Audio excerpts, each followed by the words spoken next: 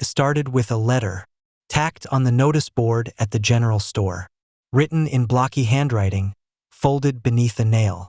Widowed cowboy seeking strong, kind woman to wed one of my 2 sons. Life's hard on the range, but there's peace, good land, and no lies here. No name, just a location, Hollow Creek Ranch, near Split Hill. Most folks chuckled. Some tore the bottom for the address, then changed their minds. But she didn't. She folded the paper and slipped it into her satchel. Didn't tell anyone. Didn't say goodbye. 3 days later, she arrived. A skinny, pale thing no older than 19. Dress too big, shoes worn down to the sole. A stitched sack in her arms, trembling like she'd stuffed all her hopes inside it. She stood at the edge of the ranch gate and didn't move. Just stared. At the wide house, the red hills behind it, the silence. Inside, Caleb Barker, once a feared cowboy, now a father with a limp, glanced out the window and saw her. His heart sank. He expected a woman, not a child. He stepped outside, hat in hand. "You the one answered the post?" he asked gently. She nodded, couldn't meet his eyes. "I don't got anything," she whispered. "No dowry, no family. I can cook a little. I ain't afraid of horses. And I'd be kind. I swear I would." He didn't answer right away. Just opened the gate. "Come on in. Let's feed you first." His 2 sons watched from the barn. Levi, 23, tall, quiet, carved from wood. Eli, 19, kinder eyes, quicker hands, a boy just becoming a man. Neither said a word as she walked past. But they noticed her hands, bruised, cracked, still trembling. And something in them both softened. At dinner, she barely touched her food, spoke only when spoken to, said her name was Clara. When Caleb asked, gently, why she came alone, she didn't lie. "My uncle was gonna marry me off to a man who beat his first wife. I ran." No one spoke for a while. Then Levi said, "You made it here. That counts for something." They gave her the spare room. She cleaned it that night, top to bottom, humming under her breath like it helped hold the fear back. Next morning, she was up before the sun, feeding chickens, hauling buckets, kneading dough. By the end of the week, even the ranch dog followed her like she was born there. But Caleb didn't push, didn't ask her to choose a son, didn't speak of marriage at all. He just watched the boys. How Eli looked at her hands when she rubbed linseed into the saddle. How Levi stood a little straighter when she laughed. And how Clara, slow but certain, began to smile again. One night, under the stars, she stood beside the porch. Eli came out quietly. "You don't have to stay," he said, voice low. "You've already paid your debt." She shook her head. "I didn't come to pay a debt. I came hoping to be wanted."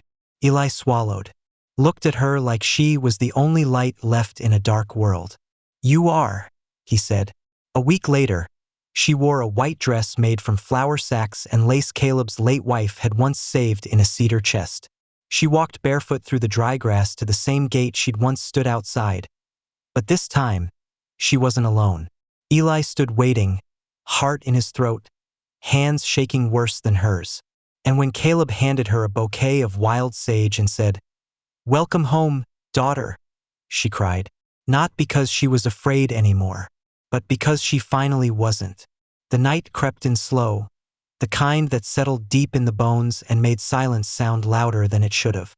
The house sat quiet, the only glow coming from a single oil lamp in the parlor.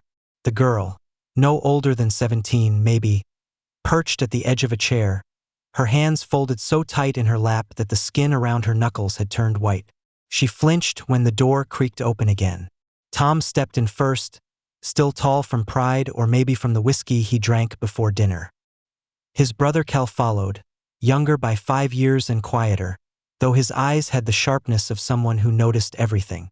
Behind them, their father, Eli Clay, stood just inside the doorway and looked at her like a man surveying land he might purchase.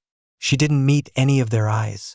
"So," Eli said, his voice gravel over pine wood, "You the one who answered?" She nodded, unsure if words were expected. Her chin stayed down. "What's your name?" Tom asked, stepping closer. His boots thudded with the confidence of a man who'd never been told no. May, she whispered. May Cobb.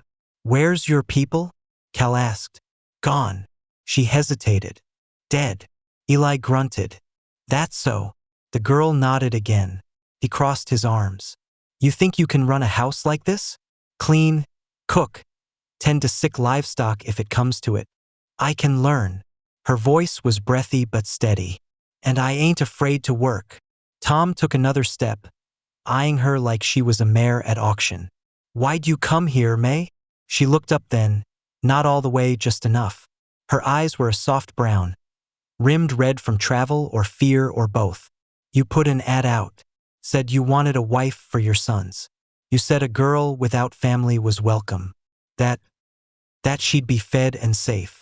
Tom gave a slow smirk. That I did. Eli gave him a hard look.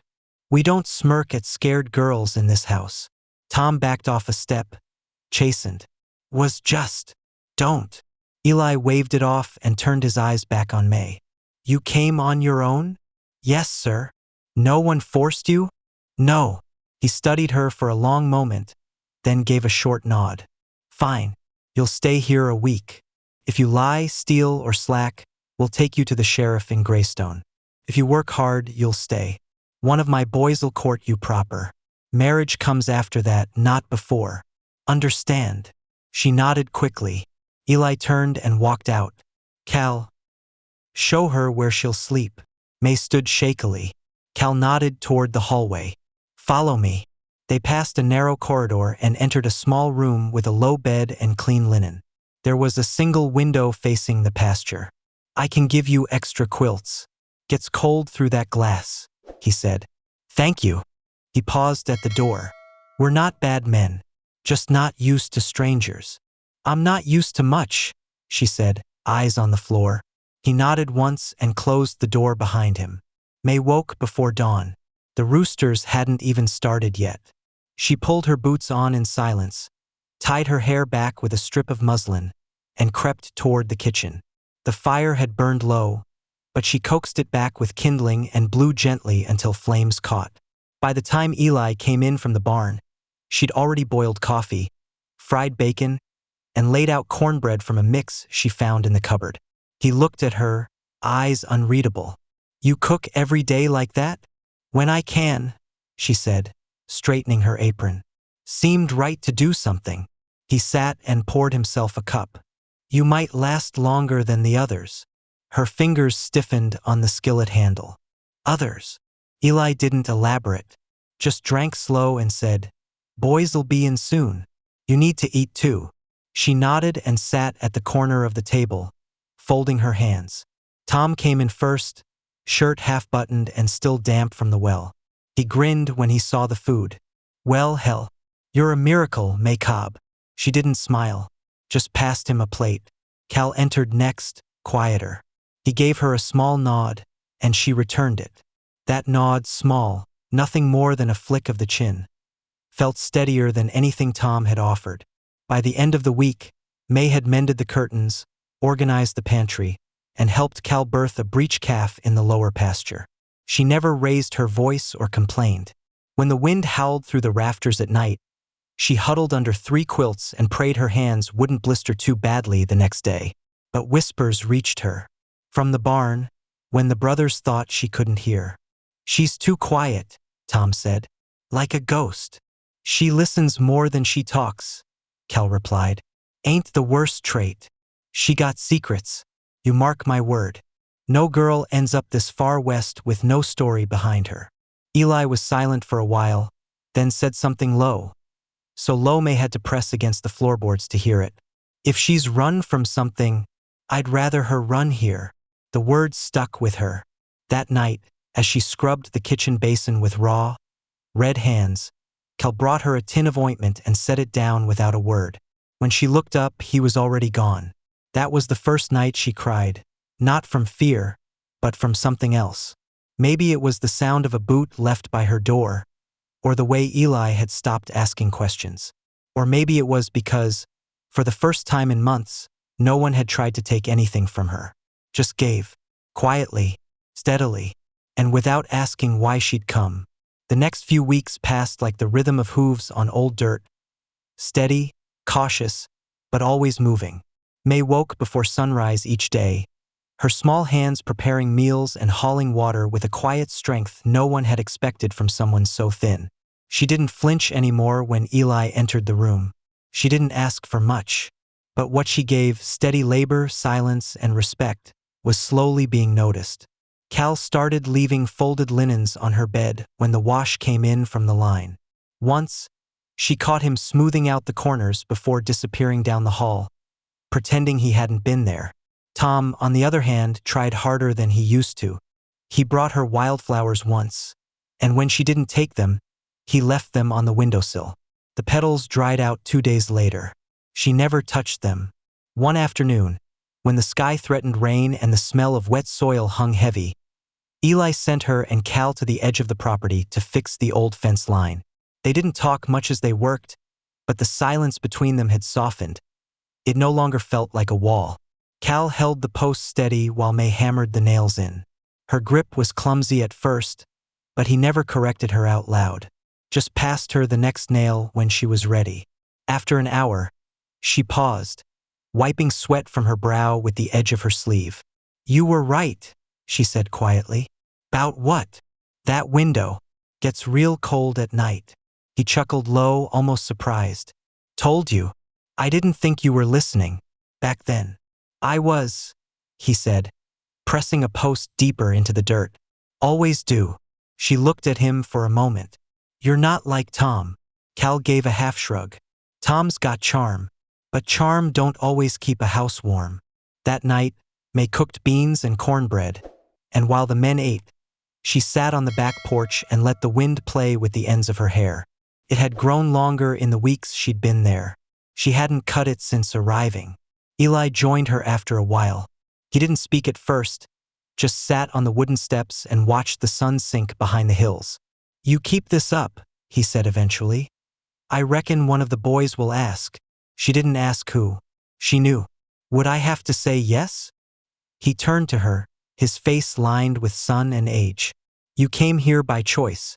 I ain't about to take that from you now." Her voice was soft. "That's the first time anyone said that to me." Eli nodded, then stood and walked back inside. He didn't need to say more. It was late spring when trouble came. A tall man in a brown coat and deep-set eyes rode up to the clay ranch with dust in his wake and a question on his lips. "I'm looking for a girl," he said, dismounting. "Young, brown hair, answers to May. Might go by a different name." Eli stood on the porch, arms crossed. "Lots of girls with brown hair. Why re you lookin'?" The stranger wiped sweat from his brow and glanced toward the barn. "Owed a debt back east. Disappeared before it was paid." "She your wife?"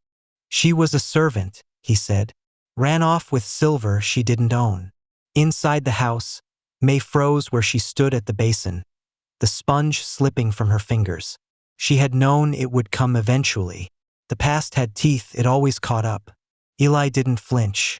"You got proof." The man pulled out a folded piece of paper. Eli didn't even take it. "Get off my land." "She's stolen property," the man barked. "I said get."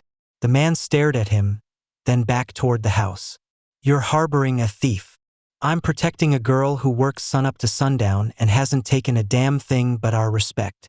May stepped out onto the porch then, her apron wet, her face pale. Her voice trembled as she said, "He's right. I did run. But I didn't take anything." "You signed a contract," the man said, turning on her. 7 years indenture. You vanished after 2. Her voice cracked, but she stood straighter. "Because he locked me in the cellar when I got sick. Said he wouldn't waste medicine. Said girls like me were easy to replace." Tom and Cal had stepped outside now too. Cal moved to stand next to her, his fists clenched. Eli didn't hesitate. "You ain't taking her. Not today. Not ever. We don't barter in people here." The stranger gritted his teeth, but he saw it in their eyes. The 3 men standing like fence posts in front of the girl. There'd be no winning this without a gun. And he didn't have one worth 3 rifles. He spat on the dirt and mounted. She'll bring trouble, Eli answered. She already brought peace. The man turned and rode off, his coat flapping behind him like a frayed flag of defeat. That night, the ranch sat quieter than usual. Even the wind seemed to hush itself. May sat at the kitchen table, her hands wrapped around a warm cup of milk Cal had brought her. She didn't know what to say, so she didn't. Eli lit his pipe, took a few slow puffs, then looked her straight in the eye. This ain't a perfect place, but it's better with you in it.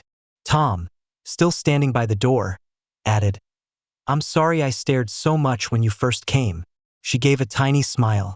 I'm sorry I never touched those flowers. He chuckled. They dried up anyway, just like my charm. Cal hadn't said anything yet, but when she turned, she saw him looking at her. Not with pity, not with ownership, just quiet trust, and maybe something gentler. I can build you a better window, he said. One that don't let in the wind. Her eyes filled, but she blinked fast. I'd like that. The silence that followed was full of understanding. Not loud, not proud, just a kind of peace none of them had known they'd needed. And for the first time, May didn't feel like someone who'd arrived to survive. She felt like someone who'd been chosen to stay. Summer swept across the plains like a golden tide, turning the hills soft and warm, and the clay ranch thrived in its quiet rhythm. The herd grew fat, the horses strong, and the laughter at supper came easier than it used to. May had started humming while she worked, a low, breathy tune from a childhood she barely remembered. Cal would sometimes pause in his chores, just to listen. And Eli? Eli stopped watching her like a fragile guest and started treating her like she was part of the timber that held the house upright. It had been 3 months since the man in the brown coat came looking. 3 months since the girl with haunted eyes first stood on their porch and asked if the ad was real. And it was Tom who finally said it aloud, one evening after supper. Pa, he said, setting his tin cup down gently. You ever gonna ask her? Eli raised an eyebrow. Ask her what? If she's picked one of us. The table went silent. May looked up from her seat near the corner, a spoon in her hand halfway to her mouth. She wasn't startled, just still. I thought I was just here to work, she said. You were, Eli replied, but I think you know that ain't all anymore. She set the spoon down and folded her hands in her lap. Her voice came quiet, but certain. You're all good men. Each of you. Tom gave a half smile. Even me. Even you, she said gently. But I don't want to be given to anyone, or chosen for. I want to choose.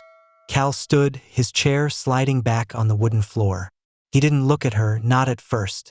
He just stared out the window at the horizon. I'll build a cabin, he said, south side of the creek, where the cottonwoods grow thick. Ain't much, but you don't have to build anything, she interrupted. He turned slowly. She stood up too, meeting his eyes in front of everyone. I'd live in a wagon if it was yours. Tom let out a breath, not quite a laugh, but not bitter either. Well, he said, pushing back his chair. There goes my charm again. Eli stood last, walking over and placing a hand on her shoulder. You sure? She nodded. Then we got a cabin to raise. The next few weeks were spent in a flurry of sawdust and hammer swings. Cal worked like a man possessed, not to impress, but to provide. He carved the beams by hand, made the porch wide and the windows deep. May stitched curtains from old flour sacks and laid them out in the sun to bleach. She cooked meals over an open fire while the cabin took shape, and each evening, she and Cal sat by the creek, talking about things that didn't matter and things that did. She told him about her brother, who drowned when she was 7. He told her about the mare that bit him when he was 12, and how he never let his guard down around horses again, except her. One day, as they sat beneath the cottonwoods, she asked him, Why didn't you speak more? Those first few weeks? Cal shrugged, picking at a blade of grass. Didn't want to scare you off. You wouldn't have. I didn't know that yet. She leaned her head on his shoulder, and he didn't flinch. I used to think I had to earn a place to sleep, she whispered. That everything had a cost. He touched her hand gently. Not here. Not with me. The cabin was finished before the first autumn winds rolled in. They moved in without ceremony. No preacher, no townfolk, just a quiet promise made between two people who had already proven everything in silence. Tom gave them an old rocking chair as a gift. "You're welcome," he said. "Now get off my chore list forever." Eli carved a wooden plaque and nailed it above the cabin door. It read simply, "Peace found here." May didn't cry, but she touched the letters every night before going inside. One evening, long after the stars had settled and the cicadas had gone quiet, May lay beside Cal in the small bed they had built with their own hands. "You ever think about the girl who left that station?" she asked softly. "All the time," he replied. She had fear in her eyes. "She still does sometimes." He turned, brushing her hair back with rough fingers. "That's all right. I'll face it with her." She didn't reply right away. Then, "If we have a daughter someday, I want to name her Ruth." "Why Ruth?" "Because that was the name I almost gave the station master when he asked who I was. But I didn't. I kept May. I think that means something." "It does," he whispered. "Means you were brave enough to keep yourself, even when the world tried to take you away." She smiled in the dark. "You always say the right thing." "I don't. I just say what I feel." They fell asleep with the window open, letting in the cool breeze and the smell of cottonwoods. Years later, travelers would pass by the Clay Ranch and hear stories of a girl who showed up alone with no family, no past, and no plan. They'd hear how the cowboy patriarch offered her a choice. Not chains, not promises, but a simple truth, that here, she could stay if she wanted to. And they'd hear how a quiet man with honest eyes built her a cabin, not to win her, but to give her a life. Some said it was luck. Others said it was mercy. But those who really knew the Clays understood it was just the way the ranch worked. It gave people a second chance. And May never ran again. She had a name, she had a place, and finally she had peace.